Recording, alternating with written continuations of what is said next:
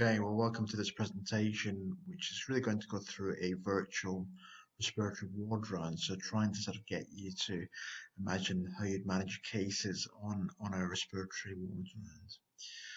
So just going through the overview, we're going to go through a few sort of typical clinical cases, discussing admissions and how they are as inpatients, and how this kind of relates to the common conditions of the curriculum. And it certainly complements the workbook that you have and also your respiratory booklet that you should use in conjunction with this. And really, we're going to also discuss an overview of managing acute exacerbations in certain conditions. So really thinking about our virtual ward round, this is an example of our respiratory ward setup.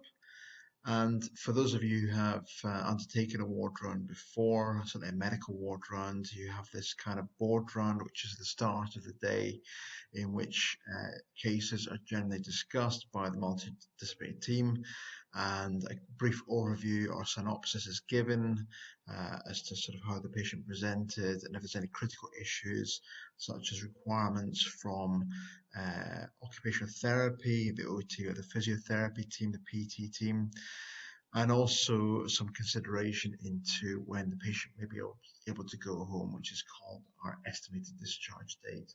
So these are the kind of things which are discussed at the board round prior to seeing patients on a ward round.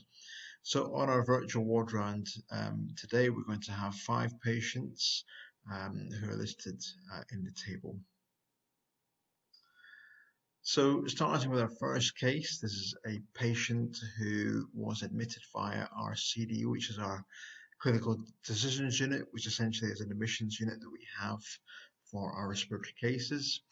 And this first patient is a 20-year-old woman who presents with 4 days of increased cough, which has been both at night time and during the day, with some wheeze and shortness of breath. The GP had diagnosed this patient as having had asthma some 2 years ago, with no previous admissions, certainly no ITU admissions before, and normally well controlled. In terms of medications, she's been using her salbutamol inhaler very frequently, in fact, in the last sort of few days, but this has certainly not been helping.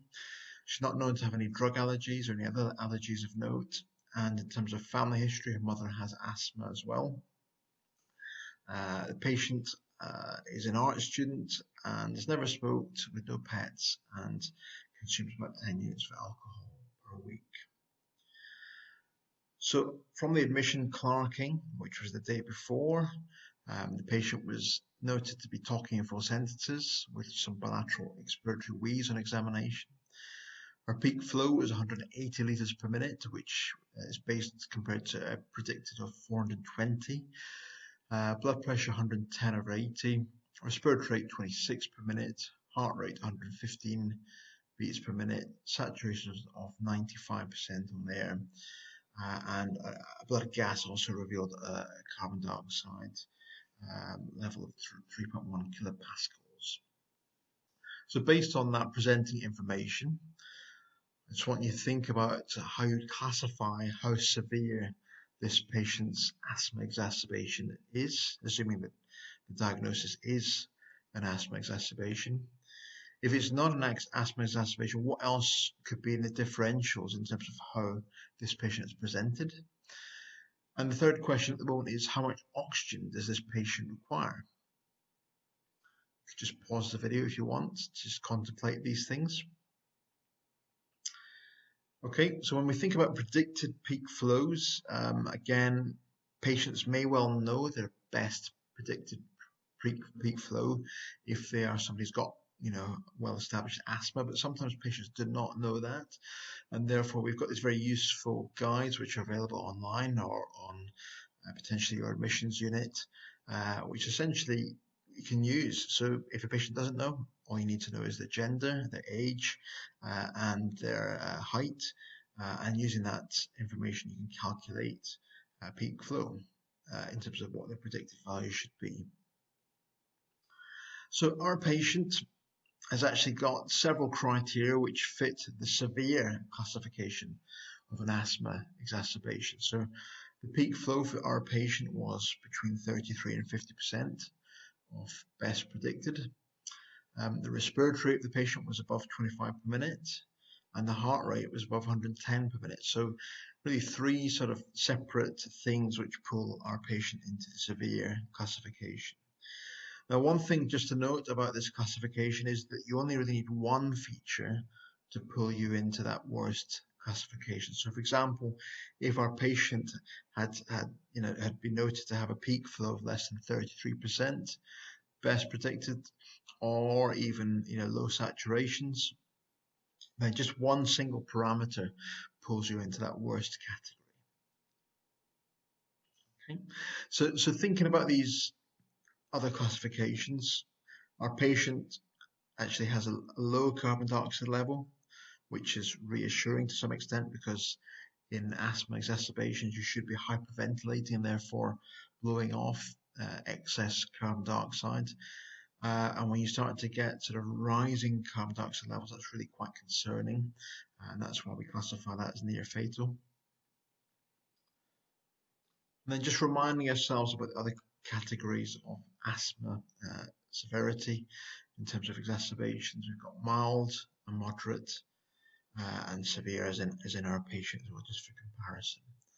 So we can see really with somebody who's got mild asthma severity exacerbations, they're probably not exhibiting any features of severe asthma. They may have worse symptoms at baseline, but the peak flow remains more than 75% of their usual best or predicted values. In terms of moderate, the peak flow would be between 50 and 75% of best or predicted. And again, just reminding yourself, our patient fits this category of severe for a number of different reasons. So differentials for a patient, whilst clearly acute asthma seems the most plausible, again, just because somebody's presenting with wheeze doesn't mean that they've definitely got asthma. And certainly an acute onset wheeze could include any cause of bronchitis, which could be viral or bacterial. For example, you yourself may not have asthma, but you might have had a chest infection in the past, which gave you some associated wheeziness. And again, that's probably because of an element of bronchitis. So again, that's certainly these are the most two likely things in this young patient presenting how she has. Less likely causes of this presentation, sort of, for example, with wheeziness, you can get sort of lower respiratory tract infections with pneumonia, sometimes causing a bit of localized wheeze. If you have a foreign body inhalation, that can lead to sort of wheeziness. Some cardiac presentations occasionally, for example, heart failure can present with a bit of wheeziness, and PE can present with all sorts of signs and symptoms, but again, it's not very, very common in terms of that presentation. So what is controlled oxygen? This is a really important term which we'll sort of refer to on more than one occasion during the medicine block. And it's really an important term to get used to. So if you don't know what it is, just think about what you think it might be for a moment. So really it's the principle of avoiding unnecessary over-oxygenation. So that means, we're getting away from our old school way of thinking in which any sort of medical emergency, no matter how mild, moderate or severe it was essentially embraced with the same approach that you would give that patient very high flow oxygen. Because we used to think that, the more oxygen you give somebody, clearly that must be a benefit for a patient. But we recognize now that actually oxygen, being a drug, can have some negative impact if we're not careful, and therefore we need to prescribe it very appropriately. And actually there's good evidence, particularly in other conditions, not just respiratory, but for example in cardiovascular disease, it is recognized that acute presentations, for example an acute myocardial infarction, if you over oxygenate your patient and you give them unnecessarily too much oxygen, it can actually cause harm. And actually some patients can have a poor outcome, including increased rates of mortality, if we give them too much oxygen unnecessarily. So that really suggests that we ought to follow the principle of using target saturations. And therefore, depending on the underlying disease of a patient and how they present acutely, we have different target saturations that we need to follow. So, for example, in this patient who is previously, only known to have diagnosis of asthma but nothing else, then target saturations for this kind of patient would be 94 to 98%. Given that she's presented with reasonably good saturations already in that target range, that enforces the idea that we do not need to give this patient lots and lots of high flow oxygen. We simply need oxygen to continue to keep them within their target range. If you're not familiar with oxygen giving equipment, then please ask your clinical teams on your wards to show you this kind of equipment. So again, we can use things like nasal cannula for low flow oxygen. We sort of typically use this in our COPD patients who we think we don't need to use a lot of oxygen with, or other chronic conditions like pulmonary fibrosis, potentially bronchiectasis, for example. But if we want to give more accurate concentrations of oxygen, particularly in acute situations, then these Venturi masks really are a better way of delivering more accurate concentrations. And again, these sort of numbers under the different colors correspond to the percentage of oxygen that you can essentially deliver with that colored mask. So for example, with the blue Venturi mask, with the appropriate flow of oxygen, you can achieve something like an inspired oxygen concentration of about 24%, in contrast all the way up to the green colored Venturi mask, which could give you potentially an inspired concentration of 60%. So coming back to our patient, just reminding ourselves the story again, but the provisional diagnosis based on those classification features are a severe exacerbation of asthma. So the next question is how we're going to manage this patient. So in terms of managing acute asthma, again, typically, as we mentioned before, we need to aim to control the saturations using controlled oxygen if required. In general, we would probably recommend doing an arterial blood gas on anyone who presents with an acute respiratory presentation who's not known to have previous respiratory failure and they've got SATs below 92% on air. For this patient, they clearly require nebulized bronchodilator, so our first port of call for that is nebulized salbutamol. Dosing may depend on your local guidance. Different hospitals have subtly different recommendations, so look at your local hospital guidance really to see what the pathway is, but typically we'd use between 2.5 and 5 milligrams. In terms of additional treatments, patients need prednisolone, really because remembering asthma is an inflammatory condition. And actually, it's the inflammation which is going to cause significant harm to this patient if we don't get on top of that. So we need to make sure that we start very, very prompt steroids. And really, we prefer oral prednisolone.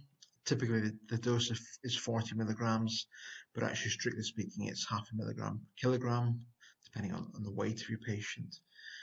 And really, there's no difference between time efficacy of oral prednisolone versus intravenous hydrocortisone, which is, you might think is a bit surprising. So you might think, an IV steroid should work faster than an oral steroid, but actually there's no significant difference between the time that these things have to work. So therefore, that's why we preferentially recommend oral prednisolone. The only real indication to use IV steroids or IV hydrocortisone in this condition or this case would be if the patient is unconscious or if they are vomiting or unable to swallow tablets or for any reason just can't take tablets or oral medications. Also, as this is a severe asthma exacerbation, would recommend using nebulized ipratropium in addition. So that's 500 micrograms, and we can use that sort of 4 times per day in total. In addition, we can give the salbutamol nebulizers much more frequently. So, as well as the stat dose of nebulized salbutamol, we can do something which is called back-to-back salbutamol nebulizers, which means repeating that salbutamol nebulizer dosing every 15 minutes or so, as long as there's no significant sort of side effects going on. And for more serious asthma exacerbations like life-threatening or near-fatal classifications, then it's really important that we get our intensive care colleagues involved and make them aware as soon as possible. Most hospitals now have some sort of critical care outreach team who are working in allegiance to the intensive care team. So again, there may be a local pathway that you trigger referral to that critical care outreach team, instead of necessarily phoning the intensive care team. But whatever your local policy is, you need to follow that. If an X-ray hasn't already been done, then a mobile portable X-ray would be appropriate in this case, just to make sure we're not missing any other sort of issues that the patient might have. For example, also you might have pneumonia or a pneumothorax, which obviously needs slightly different intervention and management. And in terms of life-threatening or near-fatal cases of asthma, we need to consider giving some sort of intravenous bronchodilator as well if the initial treatment is not helping. So some sort of xanthine like aminophylline can be useful. This is a bronchodilator. Or we might even give salbutamol in its intravenous form, as long as the patient's got no ongoing side effects or particular cardiac side effects, which include significant tachycardia in some cases. Or magnesium could be used IV. And the reason I put it in brackets here is because although it features in national and often local guidance, in some hospitals it's not necessarily the first preferred choice, because actually there was a very interesting publication in Lancet Respiratory Medicine a few years ago which suggested that actually it may not have a significant impact in this situation. But again, really, you need to just follow what your local guidance is. And if you want some more information, clearly the national guidelines from the BTS. So the patient also has some subsequent blood tests. So white cell count, CRP level are normal, but actually the eosinophil level is raised. So this is sort of baseline reference range in our hospital, but actually they've got a slightly raised eosinophil count. Chest X-ray is done as well, and it's not the greatest quality X-ray, but it does show really hyperinflation. If you look at the number of rib spaces throughout, there is definitely hyperinflation, but nothing obviously focal, so certainly no evidence of any consolidation or anything to suggest anything else like a pneumothorax. So the real question is, what causes eosinophilia? So we know that asthma can cause eosinophilia, and that may well be the cause in this patient. The question would be, do you know of any other causes of eosinophilia? So there's quite a few things which can cause a raised eosinophil level, and really anything which causes airways inflammation, so that could be asthma, or some patients with COPD can get eosinophilia as well. Anything which can cause atopy or allergy can cause a raised eosinophil count.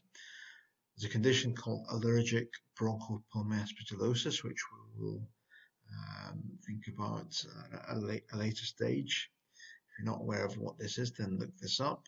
There's some information about it in the respiratory booklet as well.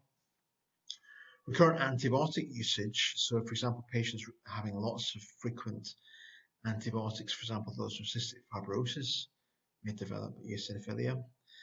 And certain things which can cause inflammation of blood vessels, so sort of vasculitis conditions, can also be associated with raised eosinophils. as can this condition, eosinophilic pneumonia, which is essentially a subtype of interstitial lung disease. Other sort of non-respiratory causes of eosinophily include parasites, lymphoma, lupus, and a disease of exclusion called hypereosinophilic syndrome. But really, for common practice, I think, if you're learning common causes of eosinophilia, then certainly airways inflammation, atopy, allergies, these kind of things near the top of the list are probably the things that you want to remember, because these are the common things that we might see in practice. So coming back to the patient, she was admitted obviously yesterday through CDU. Treatment was commenced. Registrar and consultant reviewed the patient, and the consultant rubber stamped the diagnosis of acute severe exacerbation asthma. So the patient was transferred to a respiratory base ward as they remain stable. So we come to today's situation where actually you are the doctor doing the ward round on the respiratory base ward where the patient's been transferred to. On your ward round, you discover the patient feels much better in themselves. They're much improved in terms of symptoms, slept very well without any nocturnal cough or wheeze or dyspnea. In terms of observations, things are improving. And when you examine the patient today, they have a very clear chest with good bilateral breath sounds. Looking at the peak flow this morning on your ward round, you notice that it's improving up to 320 litres per minute. So again, comparing to that baseline predicted of 420. They're still on the regular nebulizers that were commenced on admission and still on the oral steroid treatment. So the patient asks you as the FO1 doctor, can she go home basically? She's very keen to be discharged if you think that's appropriate. So what do you tell her? So clearly, you may discuss this with the senior doctor if you weren't sure, but actually this is a question which as a junior doctor, as a trainee doctor, I should say, you should be inclined to be able to answer with appropriate knowledge. So what you should be telling her is that we cannot recommend medical discharge at the moment because she is still on regular nebulizers. So really the criteria for safe asthma discharging, which is what we call an asthma discharge bundle, would be that the patient has a maintained peak flow greater than 75% of their best predicted, whilst they've had essentially those acute nebulizers stopped for at least 24 hours. We have had some sort of educational or asthma nurse review to assess things like inhaler technique and adherence to therapy. We've got a plan to sort of continue with medications appropriately on discharge, so thinking about at least 5 days of oral prednisone. We use usually 7 days locally. And also thinking about, what other medications the patient might require, because actually, if you remember, she was just on a PRN salbutamol inhaler prior to discharge. So clearly, we need to think about whether or not we're going to increase that, and that would be appropriate in this patient, adding in a regular inhaled steroid as well. And also, current recommendation recommends GP follow-up within 2 days. If you can get an appointment, I think that depends really from region to region, but that's certainly what guidance recommends. So that's what we should aspire to, and also some ongoing respiratory clinic follow-up, in due course as well. So that's our asthma discharge bundle. So just to clarify, for our patient, she was still on regular nebulizer, so therefore we can't send her home yet. So by the 4th day of admission, the patient does sort of fulfill the criteria as per that safe asthma discharge bundle. So just to clarify, what education should we be giving the patient prior to discharge? And we need to think about what assessments we would be making when the patient comes back to see us in our outpatient clinic, and why. Okay, we'll just have a think about that. So actually this slide kind of summarizes all of those things. So in terms of education and essential asthma patient review, really every patient review of our asthma cases, we should be thinking about whether or not the diagnosis of asthma has been confirmed. So that may sound a bit obvious, but actually, if we think back to the presentation of this patient, she had a diagnosis of asthma in primary care some 2 years prior to this admission.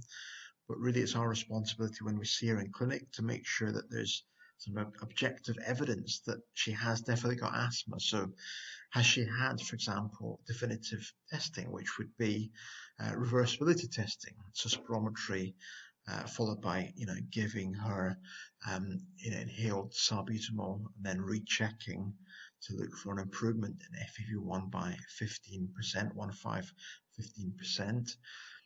Some of our patients already have normal spirometry, so therefore the question would be, how do you get improved FEV1 with giving them salbutamol? Actually, that's very difficult to achieve. And so in those kind of patients, we can use more complex outpatient testing, such as something called the Methacholine Airways Challenge, or PC20, it's also known as, which is a more specialist hospital test. And that essentially involves patients coming in as a day case and being given low concentrations of inhaled methacholine, which can cause bronchoconstriction. And then we sequentially measure their FEV1, looking for a 20% drop in FEV1 as a result of this methacholine. And if they achieve that drop, then it's a positive test. If they don't, then it's a negative test. So having a positive Methacholine Airways Challenge could give you extra information which supports a potential diagnosis of asthma. So just to summarize that, we need to make sure that we've confirmed the diagnosis of asthma by having some sort of objective test. In addition, we need to make sure that we've gone through trigger avoidance. So have we definitely looked for triggers? So not just taking a history from the patient, but also doing things like skin prick testing, allergy testing is very useful. In addition, we need to just make sure that the patient's adherence to their regular therapies is good. So talking about ways of making sure that if they're prescribed regular inhaled therapy, that they use it as directed. So for example, if it's a twice a day regular inhaled steroids, have they got some way of remembering how to take that? So for most people, an easy way of advising somebody is to sort of have it by your toothbrush, essentially use it before you brush your teeth, which is a good way of remembering it. If patients are doing home peak flow monitoring for whatever reason, then again we need to make sure that peak flow technique is also optimized. Again, that needs some education and demonstration. But most critically, inhaler technique is really important, and really as a result of different pharma companies producing different types of inhalers, there's quite a few different inhaled devices available now in the market. It's really important that our nurse specialists or whoever's delivering the education, maybe a pharmacist or another specialist, has really got good knowledge of the different sort of inhaler devices, so that they can demonstrate to the patient how to properly use their particular device. Last but not by no means least, and really quite critically important, is something called the self-management plan, or an action plan, which is essentially a plan that a patient should be given so that they can essentially take some responsibility to sort of be aware if they're developing symptoms, how they might approach next steps in terms of managing their asthma or even seeking further medical attention. So this demonstrates a local one that we use. in Leicester, which essentially is a card.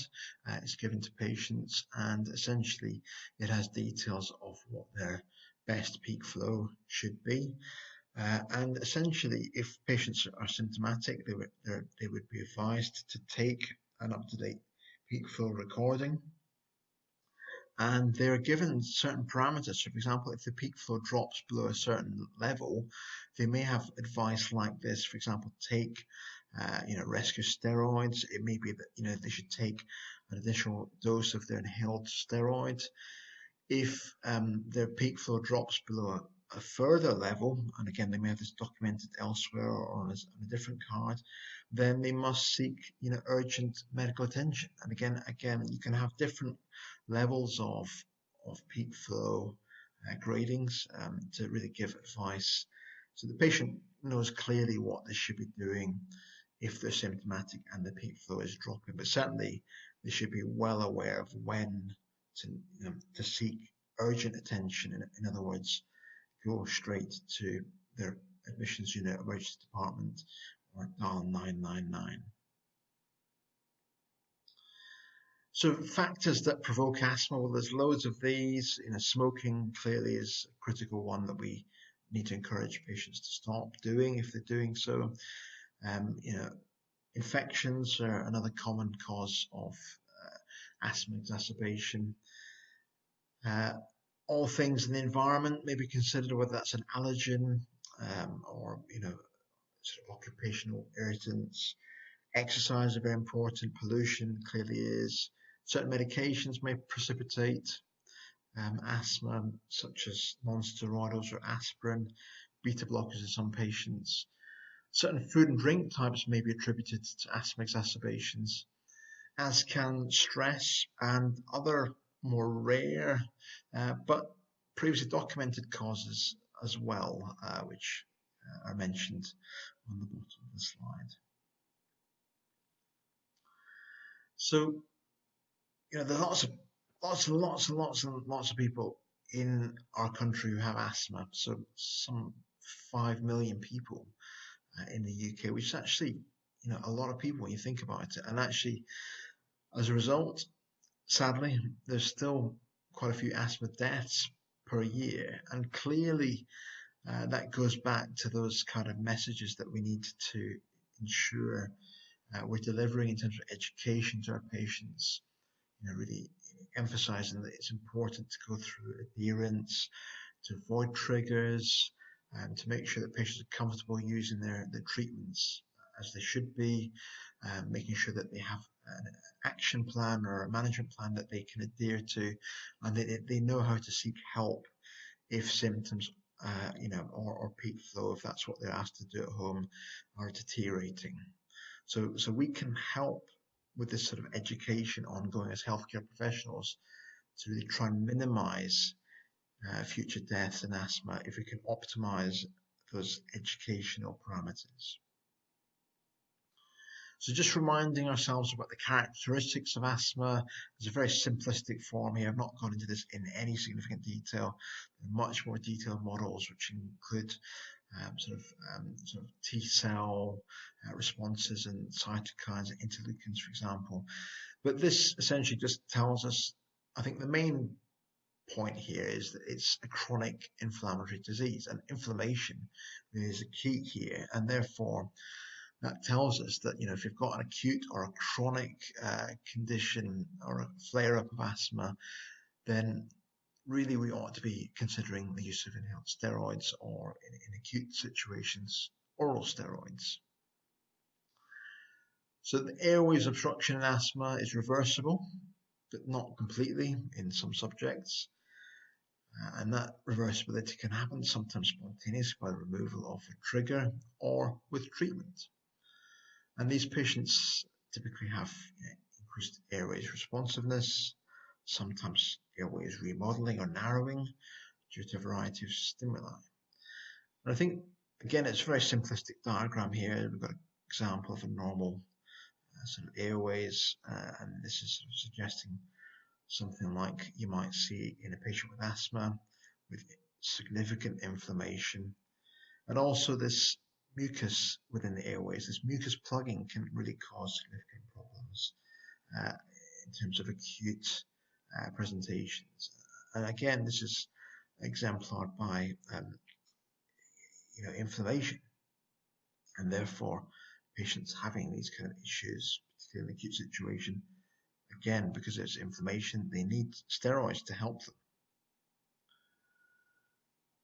If you're not familiar with this, it's worth looking at this. This is really with respect to chronic management of asthma. So it's a sort of stepwise approach, which is based on national guidelines.